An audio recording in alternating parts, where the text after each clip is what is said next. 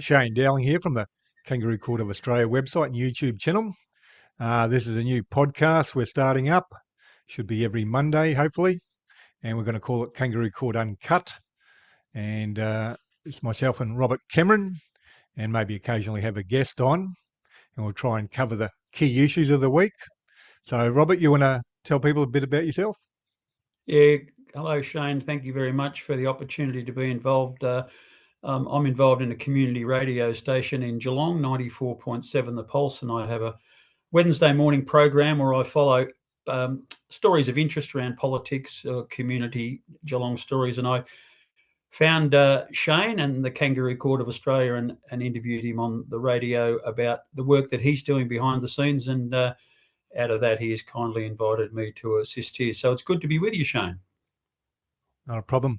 So, moving forward, Robert will mostly be the one hosting the show, I suppose, or the one controlling the direction of the show. Today, we're just going to cover a few topics, blow the cobwebs off, so to speak. And the topics we've got today are Tony Abbott, him being elected president of the Liberal Party, Kevin Rudd. He gets a mention too because he's involved with Rupert Murdoch. He's been going on Fox News recently a couple of times. Then we'll cover the NACC, Paul Brereton resigning, and the third corruption investigation. Then we'll have a bit of a look at Angus Taylor and how his crimes have potentially killed the Liberal Party.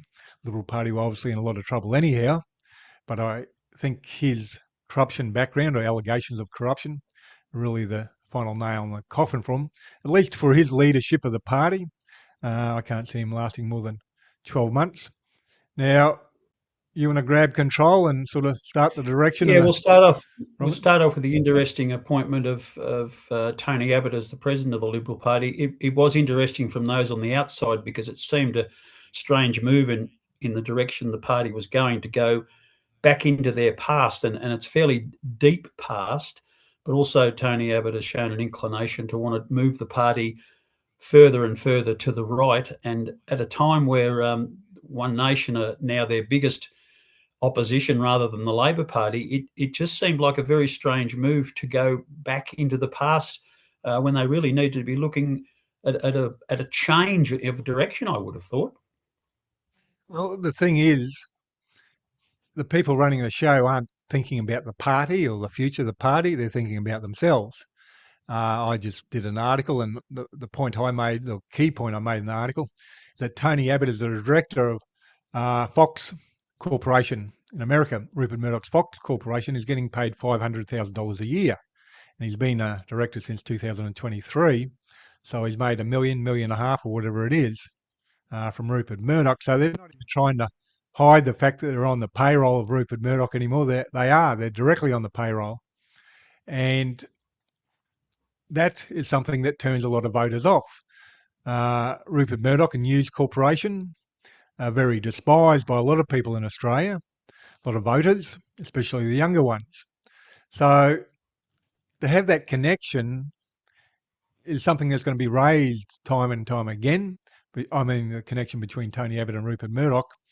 And that's just going to continually damage the Liberal Party, embarrass the Liberal Party.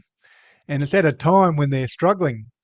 Instead of having someone like Tony Abbott come in and embarrass the party even further and damage the party even further, they need someone like probably around the 40-year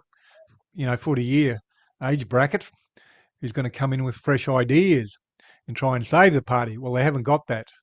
In fact, people like that will probably be muzzled and pushed out of the party. Really, it's just another power grab by the Murdochs. I see them having Tony Abbott appointed as president. And within that article, it's worth mentioning too, Kevin Rudd is now on Murdoch's payroll. He's been on the Fox News a couple of times over the last few weeks, giving his expert opinion. People who go on to Fox News giving an expert opinion are paid. That's well-known fact. And he's gone on there a couple of times giving his expert opinion. And if you wind back the clock a couple of years, he was the one driving and pushing for a Murdoch Royal Commission. He wanted the government to have a Royal Commission to Rupert Murdoch and his influence in Australian politics or over Australian politics. So he sold out big time, all those 500,000 people plus who signed a petition pushing for the government to have a royal commission into Murdoch's.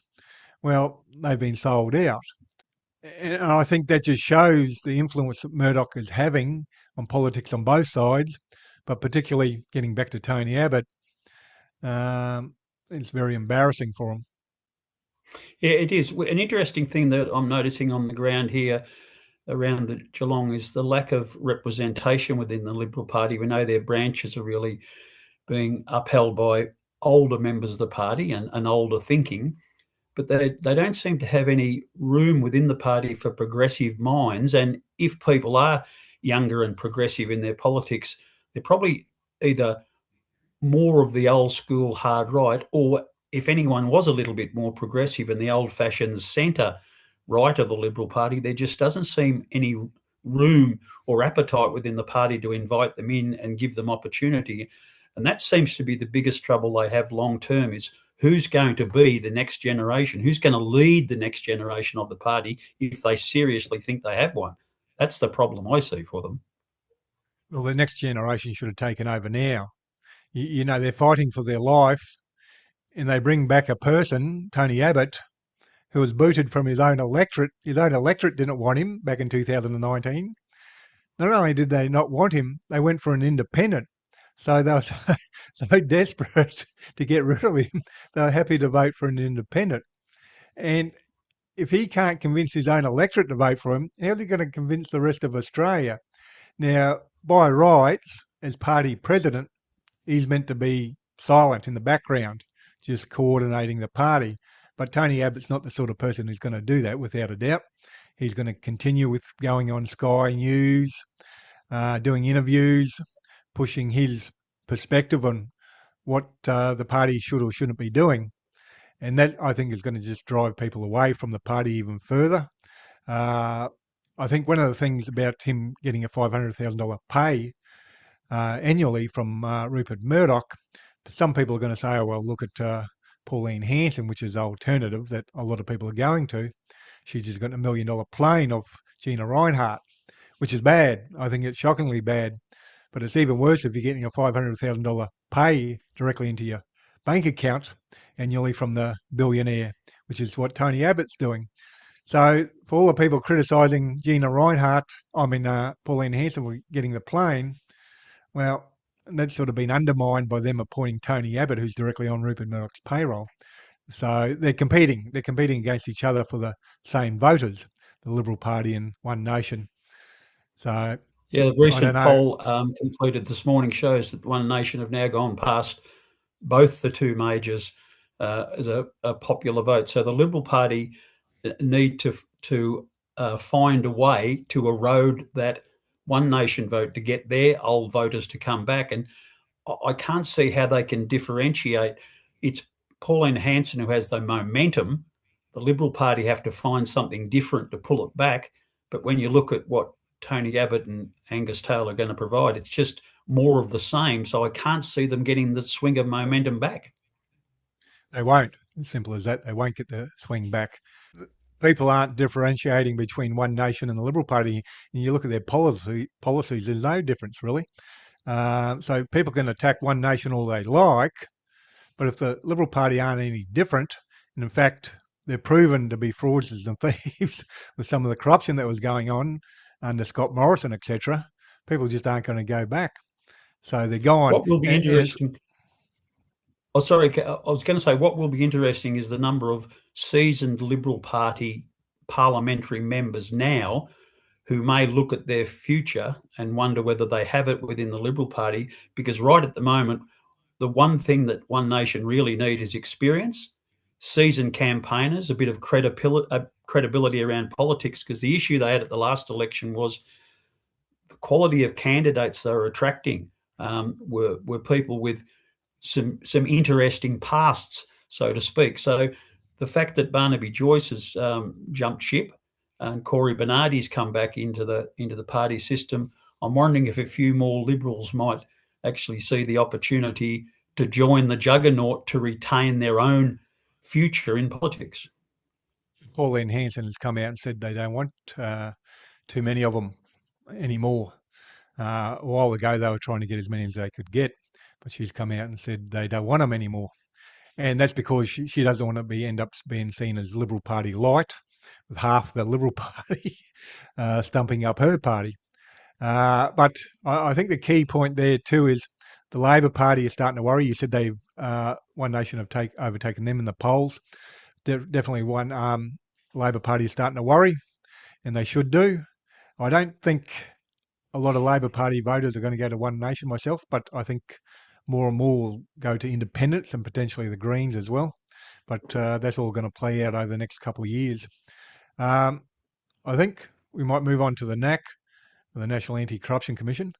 There was big news last week, the National Anti-Corruption Commission with Paul Brereton on Monday announcing his resignation. On the Tuesday, the inspector of the National Anti-Corruption Commission was before the Senate, and so was Paul Brereton actually, Gail Furness SC, and she informed the Senate that Paul Brereton is actually facing his third corruption investigation. Two of them are currently afoot. The first one was decided back in 2024, where he was found guilty of office misconduct, although they say it was an error in law, or I'll bring up the exact phrasing. He made a mistake, basically, and but there was no mistake, that's for sure. But that was the findings back in 2024. We knew he was under investigation now for a second corruption allegation, and that's been going since the end of last year. That's when it initially started. But it was a big surprise last Tuesday for Gail Furness to inform the Senate that he's actually under investigation for a third corruption allegation, which we don't know what it is. The second one is in relation to his links to the Army, the Australian Defence Force. The third one we don't know. But it's interesting too, she informed the Senate on the last Tuesday, Wednesday last week.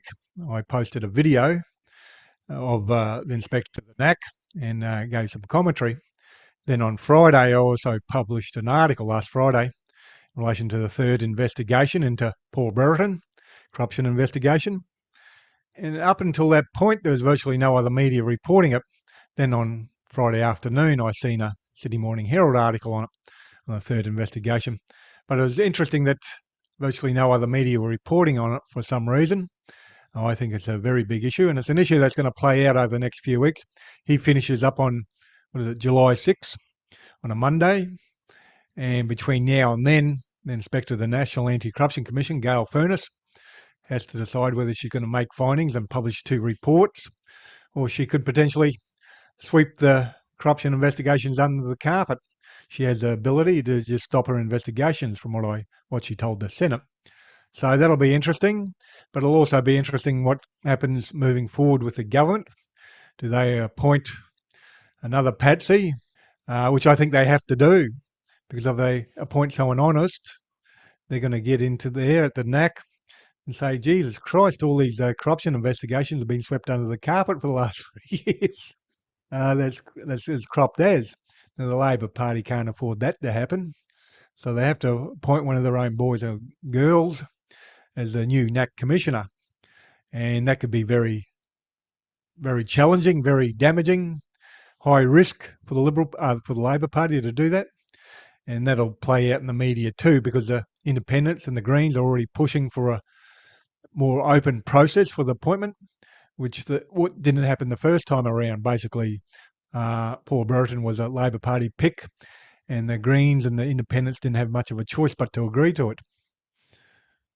Yeah, I noticed that the Helen Haynes and the independents were very big in pushing for this to happen. Both the majors had talked about it. The Liberal Party, for the last complete 9 years of their last tenure, they were talking about the Corruption Commission. Labor Party used it as a campaign policy, if you like, so they were forced to go into it. But interestingly, they stalled for a couple of years as well before Helen Haynes really got the momentum going and some other independents. But the moment that they agreed to have it, the independents were all removed from the structure of it, and the two majors took over that. And it seems that it would be in their best interest to continue that management of the personnel on the Corruption Commission for all the reasons that you just said.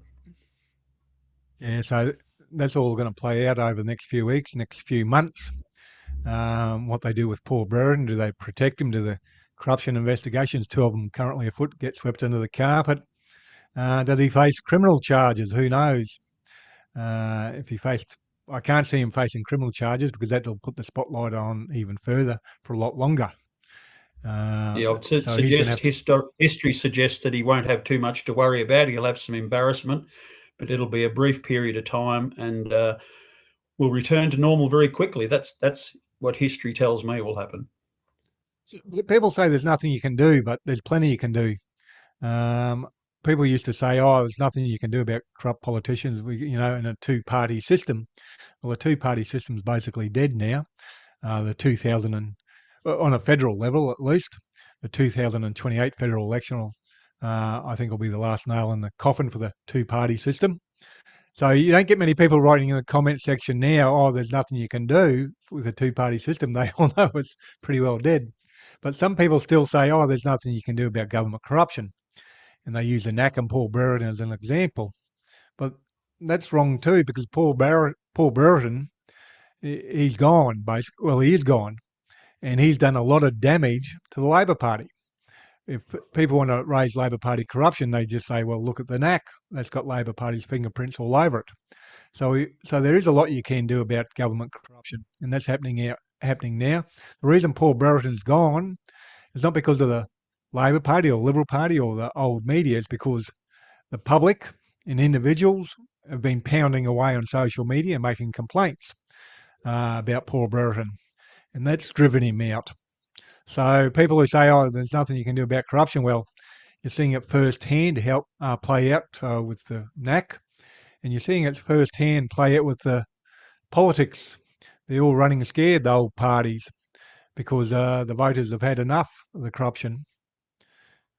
Now, It's just where the voter sees the best alliance with their vote to try and get. If corruption is a major issue for people, and I know for many it is, where do they go with their vote to get the best way to support their feelings? And it appears to me that around the corruption issue, One Nation might be more aligned with Liberal Party thinking, and they wouldn't want a very active, open, and transparent National Anti-Corruption Commission. So we might see a little bit more of the same from that side of politics. It really is the Greens and the Independents who have constantly been pushing for a deeper and more transparent national national anti-corruption commission. So whether they'll hold power in this next negotiation, because the next chairman and deputy chair is going to be vital to how that functions in the future. the next commissioner is vital to the Labor Party because if they pick the wrong person, they go in there and shine a light on all the corruption that's been swept under the carpet. They're in a lot of trouble. So, and I don't think, and you're talking about the chairperson and the deputy chair of the oversight committee, were you? The NACC oversight committee. Well, I think the commission in just Paul Brereton's replacement and his understudy, those two people are going to be vital to the public oh, image of the NACC. he has three understudies. There's three deputy commissioners, and one of them's resigned as well, Nicole Rose. So there's two. There's a commissioner and one deputy commissioner to be replaced. That leaves two deputy commissioners, who will probably potentially one of them, or they might share the commissioner's role, acting commissioner's role for a while until they appoint the two new people. But no, we're not going to get someone who's genuinely honest. Labor can't afford that, and the Liberal Party don't want it. In relation to One Nation, they won't have much of a say on the appointment, and neither will the Greens or Independents. But at least the Greens and Independents are jumping up and down and basically saying it's a rort, and they're wanting a better process. Now, might finish off with Angus Taylor. I had this down a while ago. We were meant to start the podcast a week earlier, but we got caught up with other things. Angus Taylor, his background, the criminal allegations against him, are they destroying the Liberal Party? I say they are. They're just doing more damage to the Liberal Party. I think they played a role in the seat of Farrer, where the One Nation won, and the Liberal Party went from about 45,000 first preference votes down to about 12,000. Big drop in the media. They were saying they're down 30%, of the vote. It wasn't 30%, it was 30 points. They've gone from 45,000 down to 12,000. That's about a 75% drop in their vote. So when the media was saying, they lost 30% of their vote, it's not 30. 30 points is what it is, 30,000 odd votes they've lost, which is massive. And I think people forget the Bush Telegraph. Everyone in the bush would know about Angus Taylor's involvement in Grassgate and Watergate. Watergate being the $80 million fraud, where government spent $80 million buying water that never existed, paying a company in the Cayman Islands, which Angus Taylor set up. But he reckons it no longer had anything to do with it. But who were controlling it, we don't know. And no one would say. Angus Taylor wouldn't say. So, and that was involved Barnaby Joyce, who was a water minister at the time. So it was both them involved. But Angus Taylor is the one who's borne most of the heat for it, because he was the one who set up the company in the Cayman Islands, and so he was the one associated with the company.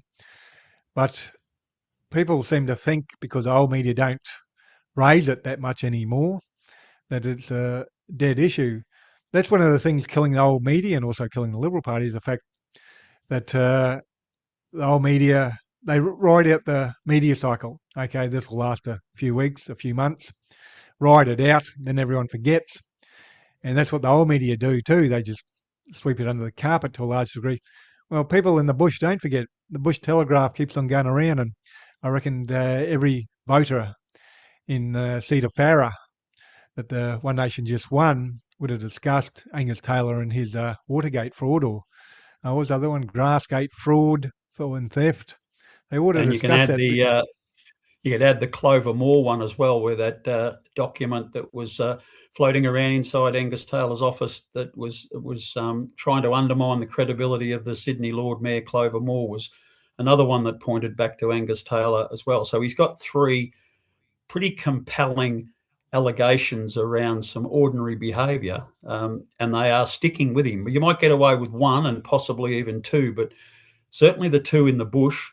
You're right about the Bush Telegraph. That's a very good assumption you've made. A lot of that stuff gets lost in the city. But when he's got three in a row, it seemed a very strange way for the Liberal Party to go to appoint him as the leader, because he hasn't had any clear air because of these allegations that hang in the background. And it's similar to the thinking around, we were talking earlier about the appointment of Tony Abbott. He's not going to be able to provide any freshness to the party because of the issues that he carries with him from his past. So with those two coupled together as the new pointy end of the Liberal Party, they are in serious trouble of remaining relevant in the short term. Yep. We might leave it there. This is our first podcast. Like I said at the beginning, we're just trying to blow off the cobwebs. Not that we're already there, but just trying to get a routine down, a pattern down. As I said at the beginning, next time you'll probably run the show a bit more there, Robert, because that's your background, running interviews for the radio. And if people want to find out more about you, you've got a website, robertcameron.net. Is it .au as well, or just .net? .net.au. They can see some of the past interviews that I've done on 94.7 The Pulse. A lot of them are local Geelong related, but we do get into some broader political discussion. So they can check out your website. And I'll just finish off by myself in a minute, letting people know how they can support the Kangaroo Court of Australia website and YouTube channel, and also this podcast, Kangaroo Court Uncut podcast. This is our first episode, and we'll hopefully be back next Monday, and we'll publish most Monday afternoons. Other than that, thank you for your time, Robert. Absolute pleasure, Shane. Best wishes to you and all your listeners. Now, that's the first edition, first podcast for Kangaroo Court Uncut podcast. And thank you for watching. And if you want to listen to Robert Cameron, he has his own show on 947thepulse.com. You can listen to his radio show on that website, and it's 9 a.m. every Wednesday. And I publish the Kangaroo Court of Australia website and YouTube channel. Now we've got this podcast up and running, and I'm 100% crowdfunded from viewers like yourself. So if you'd like to support the website, the YouTube channel, and this podcast, I've been running a campaign over the last 20 odd weeks, trying to get 200 new supporters. Got 175 so far, which is great. 25 to go, and I'll just read that campaign out to you. 27 weeks ago, I launched a campaign with a simple goal: find 200 new monthly supporters so I can keep doing this work as a fully independent journalist, running this website and YouTube channel and now podcast without corporate backing or paywalls. Since then, 175 wonderful people have stepped up and become monthly supporters. That's huge. Thank you. We're now at 25 to go. If you've been enjoying the work and aren't yet supporting monthly, I'd be incredibly grateful if you consider joining them. Here's the situation. Like most independent journalists, I'm basically a one-person small business. Right now, a lot of us are feeling the squeeze, just like many small businesses and the households are. To stay afloat, keep bringing you the reporting I do. I need roughly 200 more people, or 25 now, chipping in whatever they can comfortably afford each month. Anything from $3 to $100 or whatever works for your budget makes a real difference. There's no lock-in. You can cancel or adjust at any time. If that feels doable right now, you can see all the donation options on the donations page on my website. I'll put a link to the donations page below this video on YouTube. Your support, whether it's a monthly donation or a one-off donation or just sharing my work, what helps keep independent voices like this one alive. Please do your bit and help shine a light on corruption and share this video on social media. And please hit the like and subscribe button and notification button on YouTube. That way you get notified when I publish new videos. Other than that, thank you for your time and have a good day.